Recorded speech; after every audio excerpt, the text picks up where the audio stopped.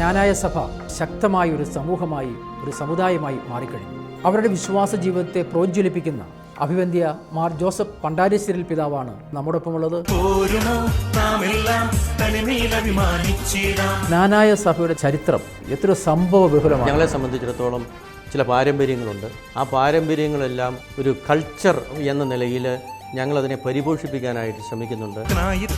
കൊടുങ്ങല്ലൂരിൽ അന്നു കൊളുത്തിയ ദീപശിഖ തലമുറ തലമുറ കൈമാറി കെടാതെ ഞങ്ങൾ സൂക്ഷിക്കും. രണ്ട് ജ്ഞാനായക്കാരുണ്ടെങ്കിൽ അവിടെ തീർച്ചയായിട്ടും ഒരു ജ്ഞാനായ സംഘടന തുടങ്ങിയിരിക്കും. അത് യുവജനങ്ങളുടെയും തുടങ്ങും. കാരണം അത്രമാത്രം ശക്തമാണ് ജ്ഞാനായക്കാരുടെ ആ സാമുദായികമായിട്ടുള്ള ബോധം. നമ്മളെ ദൈവം ഒരു ഉത്തരവാദിത്വം ഏൽപ്പിക്കുമ്പോൾ അതിന് അനുഗുണമായ, അതിന് യോജിച്ച, ഇണങ്ങുന്ന കൃപ കൂടി ദൈവം നമുക്ക് തരും.